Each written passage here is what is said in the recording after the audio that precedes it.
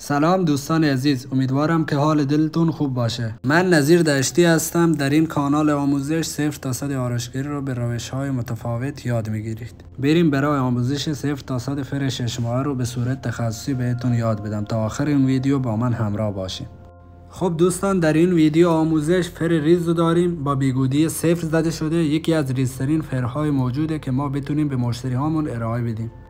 خب همانطور که میبینین موها کاملا صاف هستش و این که باید بیایم اولین کاری که کنیم تقسیم بندی موها رو انجام بدیم.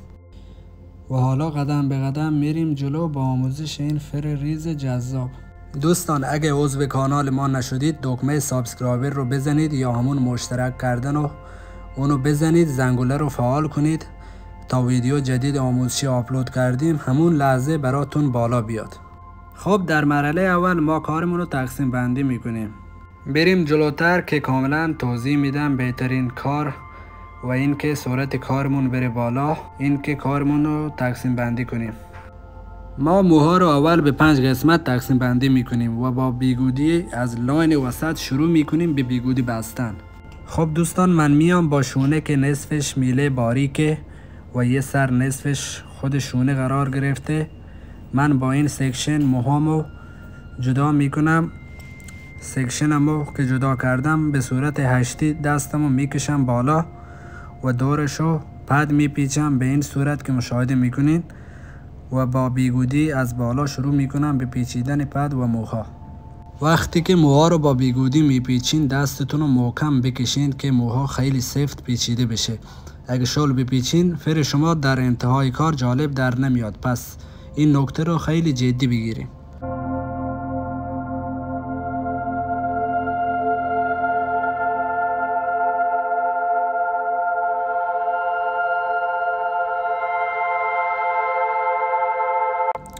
خب لاین وسط بیگودی رو که بستم میام بغل لاین وسط یه لاین مشخص میکنم و مثل لاین وسط میپیچم اون رو به همین صورت.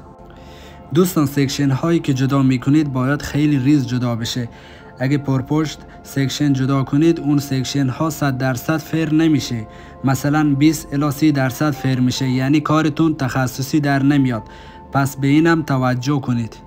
خب سیکشن لاین دومم به صورت هشتی میکشم بالا و با پد میپیچم و با بیگودی سفت و خیلی محکم میبندم تا مواد فر بهتر جذب موها بشه و یه فر فنری در بیارم انتهای کار.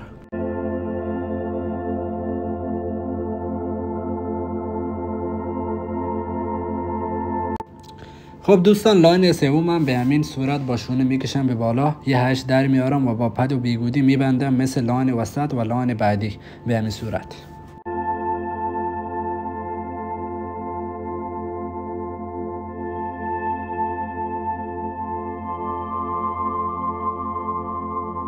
مرحله بعدیمون قسمت سمت راست سر هستش. این قسمت رو هم مثل لاین سمت چپ کار انجام میدیم، یعنی دوتا لاین مشخص میکنیم و هر دو لاین با بیگودی میبندیم.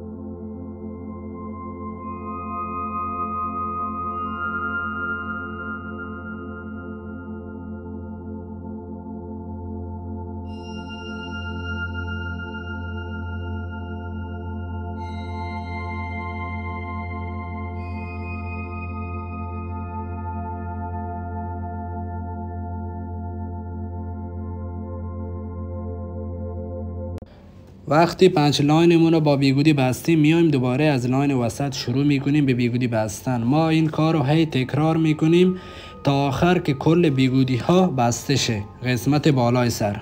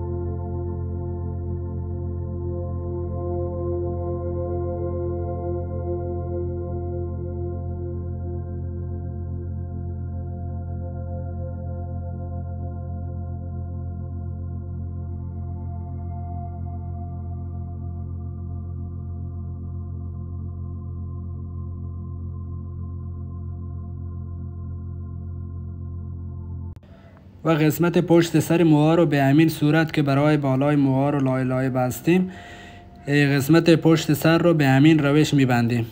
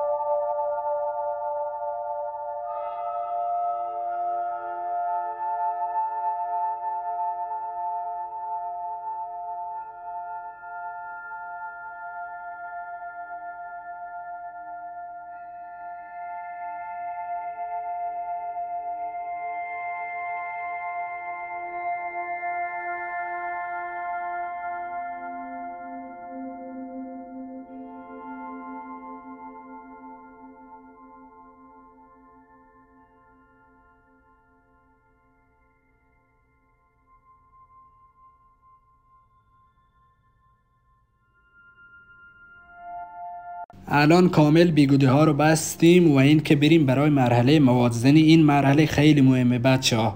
شما باید تمام موهایی که توی بیگودی بستید مواد بخوره. من از فرم دهنده نچرال استفاده میکنم چون موهای مشتریم رنگ نشده هست و خیلی طبیعیه. قبل این که مواد گذاری رو انجام بدم میام یک حوله یک بار مصرف بر میدارم و به دور سر میبندم تا موادها جذب حوله بشن و رو سر و صورت مشتریمون نریزن.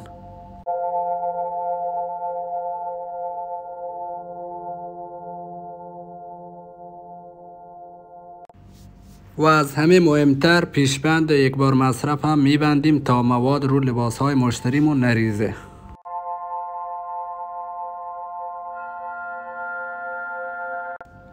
فرم دهنده مونو میریزیم به اون مقداری که نیاز داریم و با بروس رنگ مو بر میداریم مواد رو و به ترتیب مواد گذاری میکنیم به کل موهایی که با بیگودی بستیم.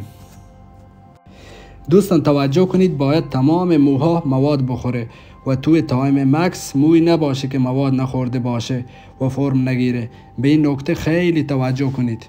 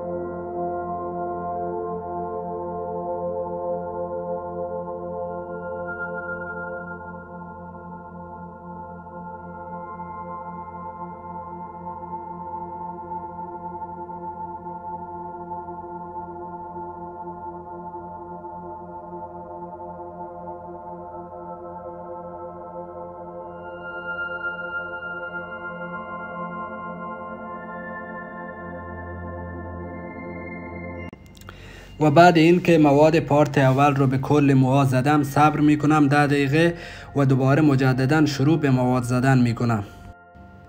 دوستان ما کلا توی مواد زدن 5 تا پارت 10 دقیقه داریم، یعنی هر دقیقه باید مواد گذاری کنیم تا توی 50 دقیقه مواد شماره یکمون تموم بشه و بعد بریم برای مواد دوم یعنی همون خنثی کننده.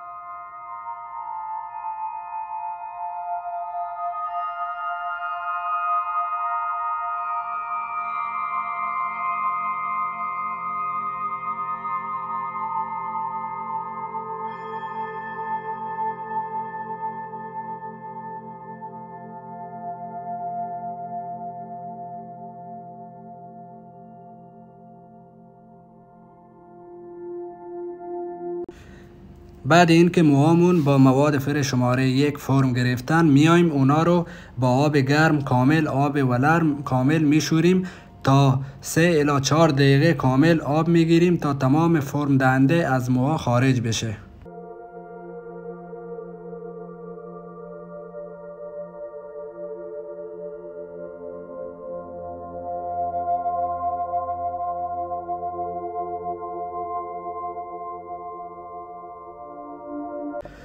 خب مرحله بعدی میایم با مواد خنثی کننده مواد رو میریزیم توی کاسه. این مرحله مثل مرحله قبلی موادزنی خیلی مهمه دوستان، توجه داشته باشین.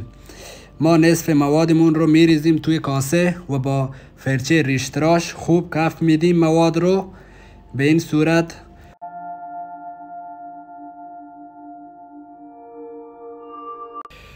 و مواد رو آغشته میکنیم به کل موها به این صورت. با فرچه ریشتراش به کل موها آغشته میکنیم مواد رو. دوستان این مواد هم میزنیم 10 دقیقه صبر میکنیم، دوباره مواد میزنیم. کلا 3 پارت داریم، 3 پارت داریم یعنی 30 دقیقه. یعنی 30 دقیقه باید مواد خنثی کننده مون تموم بشه.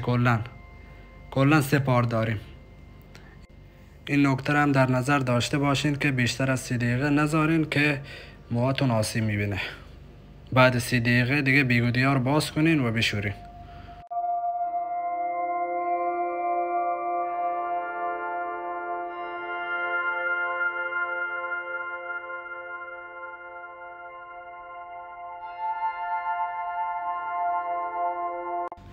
و تایم مکس خنثی کننده من تموم شد و حالا کل بیگودی ها رو از پشت سر به ترتیب باز میکنیم به این صورت.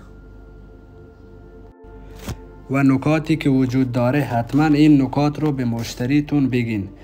بعد از این که خدمات فر رو انجام دادن، موهاشون رو با شامپوهای بدون سولفات استفاده کنن تا ماندگاری فرشون زود از بین نره. و از همه مهمتر بعد از خدمات فرشون موهاشون با ژل آتوسا حالت بدن بعد شستشو، یا از روغنهای آرگان استفاده کنن. موهاشون باید همیشه نرم باشه، نباید موهاشون خشک بذارین، چون اگه موها بعد حمام موهاتون خشک کنین حالت موهاتون خراب میشه. باید همیشه موهاتون رو نرم نگه دارین تا موهاتون ماندگاری بیشتری پیدا کنن. دوستان این نکته ها رو حتما توجه داشته باشین.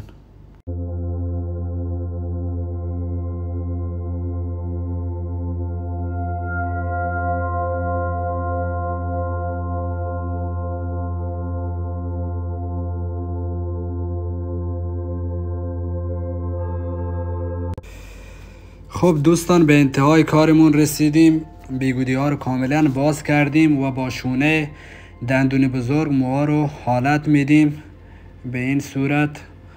کلا فرمون یه حالت قشنگ بگیره. با شونه دندون بزرگ موها رو کلا پخش میکنیم.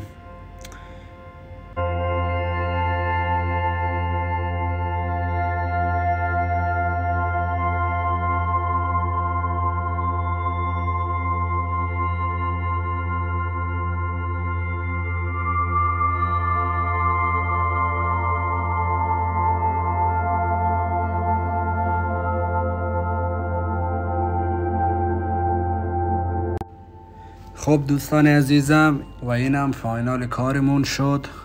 یه فر ریز و زیبا تقدیم نگاهاتون. دوستان اگه از این ویدیو آموزشی خوشتون اومد حتما نظرتون رو برام کامنت کنین و چنل بنده رو سابسکرایب کنید یا همون مشترک شدن رو بزنید و زنگوله رو فعال کنید تا ویدیو جدید آموزشی گذاشتیم همون ثانیه براتون بالا بیاد. خیلی دوستتون دارم. تا ویدیو بعدی، الله یارتون.